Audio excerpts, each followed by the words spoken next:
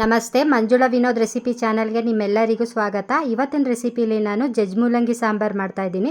ಬನ್ನಿ ಮಾಡೋ ವಿಧಾನನ ನೋಡ್ಕೊಂಡು ಬರೋಣ. ಇದಕ್ಕೆ ನಾನು ಒಂದು ಅರ್ಧ ಕೆಜಿಯಷ್ಟು ಮೂಲಂಗಿನ ತೊಗೊಂಡಿದ್ದೀನಿ. ಮೊದಲು ನಾವು ಜಜ್ ಮೂಲಂಗಿ ಮಾಡೋದಕ್ಕೆ ಒಂದು ಮಸಾಲ ಆಡಿಸ್ಕೊಳ್ಳೋಣ. ಅದಕ್ಕೆ ನಾನು ಒಂದು ಬೌಲಷ್ಟು ತೆಂಗಿನಕಾಯಿ ತುರಿ ತೊಗೊಂಡಿದ್ದೀನಿ, ಒಂದೆರಡು ಈರುಳ್ಳಿ, ಒಂದೆರಡು ಟೊಮೊಟೊ ಮತ್ತು ಸ್ವಲ್ಪ ಶುಂಠಿ, ಬೆಳ್ಳುಳ್ಳಿ ಮತ್ತು ಚಕ್ಕೆ ಲವಂಗ.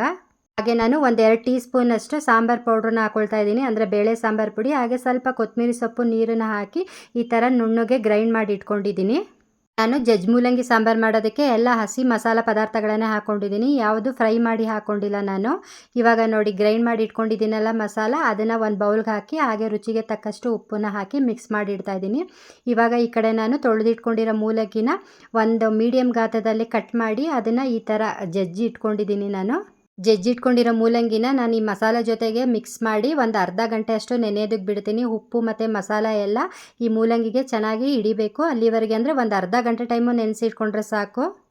ಜಜ್ ಮೂಲಂಗಿ ಸಾಂಬಾರು ಮಾಡೋದಕ್ಕೆ ನಾವು ಈ ಥರ ಅರ್ಧ ಗಂಟೆ ಟೈಮ್ ನೆನೆಸಿಟ್ಟು ಮಾಡೋದ್ರಿಂದ ಅದರದ್ದು ಉಪ್ಪು ಖಾರ ಎಲ್ಲ ಚೆನ್ನಾಗಿ ಮೂಲಂಗಿಗೆ ಹಿಡಿದಿರುತ್ತೆ. ಸಾಂಬಾರು ಅಷ್ಟೇ ತುಂಬ ಟೇಸ್ಟಿಯಾಗಿ ಚೆನ್ನಾಗಿ ಬರುತ್ತೆ. ನಾನು ಈ ಸಾಂಬಾರು ಮಾಡೋದಕ್ಕೆ ಮಸಾಲೆ ಪುಡಿ ಅಂತ ಹೇಳಿ ಬೇಳೆ ಸಾಂಬಾರು ಪುಡಿ ಹಾಕ್ಕೊಂಡಿದ್ದೀನಿ. ನೀವು ಬೇಕಾದ್ರೆ ಇದಕ್ಕೆ ಧನಿಯಾ ಪುಡಿ, ಅಚ್ಕಾರದ ಪುಡಿ ಸೇರಿಸ್ಕೊಂಡು ಸಹ ಈ ಜಜ್ ಮೂಲಂಗಿ ಸಾಂಬಾರನ್ನ ಮಾಡ್ಬೋದು. ಆದರೆ ಈ ಜಜ್ ಮೂಲಂಗಿ ಸಾಂಬಾರು ಮಾಡೋದಕ್ಕೆ ಈ ಮಸಾಲೆ ಜೊತೆಗೆ ಬೇಳೆ ಸಾಂಬಾರು ಪುಡಿ ಹಾಕ್ಕೊಂಡೇ ಮಾಡೋದು ತುಂಬ ಟೇಸ್ಟಿಯಾಗಿ ಚೆನ್ನಾಗಿ ಬರುತ್ತೆ. ನೋಡಿ, ಇವಾಗ ಒಂದು ಅರ್ಧ ಗಂಟೆ ಟೈಮ್ ಅಷ್ಟು ಮೂಲಂಗಿ ಎಲ್ಲ ಚೆನ್ನಾಗಿ ನೆಂದು ಉಪ್ಪು ಖಾರ ಎಲ್ಲ ಹಿಡ್ಕೊಂಡಿದೆ. ಇವಾಗ ನಾವು ಇದಕ್ಕೆ ಒಂದು ಒಗ್ಗರಣೆ ಹಾಕೊಳ್ಳೋಣ. ಅದಕ್ಕೆ ಸ್ಟವ್ ಹಚ್ಚಿ ಒಂದು ಕಡಾಯಿ ಇಟ್ಟು ಸ್ವಲ್ಪ ಕಡಲೆಕಾಯಿ ಎಣ್ಣೆ, ಸಾಸಿವೆ, ಕರ್ಬೇವಿನ ಸೊಪ್ಪು, ಸಣ್ಣದಾಗಿ ಕಟ್ ಮಾಡಿ ಇಟ್ಕೊಂಡಿರೋ ಈರುಳ್ಳಿನ ಹಾಕಿ ಫ್ರೈ ಮಾಡಿ ಇದಕ್ಕೆ ನಾನು ನೆನೆಸಿಟ್ಕೊಂಡಿದ್ದೀನಲ್ಲ ಜಜ್ ಮೂಲಂಗಿ ಮಸಾಲ, ಅದನ್ನು ಹಾಕಿ ಮತ್ತು ಸ್ವಲ್ಪ ರುಚಿಗೆ ತಕ್ಕಷ್ಟು ಉಪ್ಪು ಮತ್ತು ಕನ್ಸಿಸ್ಟೆನ್ಸಿ, ಅಂದರೆ ನಿಮಗೆ ಸಾಂಬಾರು ಗಟ್ಟಿ ಬೇಕೋ ತೆಳು ಬೇಕೋ ನೋಡಿ ನೀರನ್ನು ಆ್ಯಡ್ ಮಾಡಿಕೊಂಡು ಒಂದು 10 ನಿಮಿಷ ಇದನ್ನು ಕುದಿಯೋದಕ್ಕೆ ಬಿಡಿ. ಯಾಕಂದರೆ ಹಸಿ ಮಸಾಲೆ ಪದಾರ್ಥ ಎಲ್ಲ ಹಾಕಿರೋದ್ರಿಂದ ಇದು ಹಸಿ ಸ್ಮೆಲ್ಲೆಲ್ಲ ಹೋಗಬೇಕು. ಅಂದರೆ ಒಂದು 10 ನಿಮಿಷನಾದರೂ ಇದನ್ನು ಚೆನ್ನಾಗಿ ಕುದಿಸ್ಕೋಬೇಕು. ನೋಡಿ, ಸಾಂಬಾರು ಚೆನ್ನಾಗಿ ಕುದಿ ಬರ್ತಾ ಇದೆ. ಇನ್ನೊಂದು 2 ನಿಮಿಷ ಇದನ್ನು ಚೆನ್ನಾಗಿ ಕುದಿಸಿ ಸ್ಟವ್ ಆಫ್ ಮಾಡಿದ್ರೆ ಜಜ್ ಮೂಲಂಗಿ ಸಾಂಬಾರು ರೆಡಿ ಆಗುತ್ತೆ.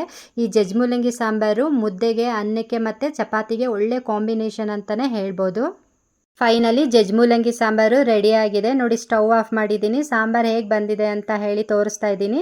ನಾನು ಇದಕ್ಕೆ ಕಾಂಬಿನೇಷನ್ ಆಗಿ ಮುದ್ದೆ ಮಾಡಿದ್ದೆ, ತುಂಬ ಟೇಸ್ಟಿಯಾಗಿ ಚೆನ್ನಾಗಾಗಿತ್ತು. ನೀವು ಒಂದ್ಸಲ ಈ ರೆಸಿಪಿನ ಟ್ರೈ ಮಾಡಿ, ಹಾಗೆ ಹೇಗೆ ಬಂತು ಅಂತ ನಂಗೆ ಕಮೆಂಟ್ ಮಾಡಿ ಹೇಳಿ ಫ್ರೆಂಡ್ಸ್. ಹಾಗೆ ನಾನು ತೋರಿಸ್ತಿರೋ ರೆಸಿಪಿ ನಿಮಗೆ ಇಷ್ಟ ಆಗ್ತಿದೆಯಾ ಅಂತಲೂ ನನಗೆ ಒಂದು ಪ್ಲೀಸ್ ಕಮೆಂಟ್ ಮಾಡಿ ಹೇಳಿ. ಮತ್ತು ನಾನು ಎಕ್ಸ್ಪ್ಲನೇಷನ್ನು ಕರೆಕ್ಟಾಗಿ ಮಾಡ್ತಿದ್ದೀನಾ ಅಂತಲೂ, ಅಂದರೆ ರೆಸಿಪಿ ಬಗ್ಗೆ, ಸಾಂಬಾರು ಬಗ್ಗೆ ನೀಟಾಗಿ ನಾನು ಎಕ್ಸ್ಪ್ಲನೇಷನ್ ಕೊಡ್ತಿದ್ದೀನಾ ಅಂತಲೂ ನನಗೊಂದು ಕಮೆಂಟ್ ಮಾಡಿ ಹೇಳಿ. ಸರಿ ಫ್ರೆಂಡ್ಸ್, ಈ ರೆಸಿಪಿ ವ್ಲಾಗು ನಿಮಗೆ ಇಷ್ಟ ಆಗಿದೆ ಅಂತ ಅಂದ್ಕೊಂಡಿದ್ದೀನಿ. ಇಷ್ಟ ಆಗಿದ್ರೆ ಪ್ಲೀಸ್ ಲೈಕ್, ಶೇರ್, ಕಮೆಂಟ್ ಹಾಗೆ ಸಬ್ಸ್ಕ್ರೈಬ್ ಮಾಡ್ಕೊಂಡು ನೋಡಿ. ಮತ್ತೆ ಸಿಗ್ತೀನಿ ನೆಕ್ಸ್ಟ್ ರೆಸಿಪಿ ವ್ಲಾಗಲ್ಲಿ. ಬಾಯ್.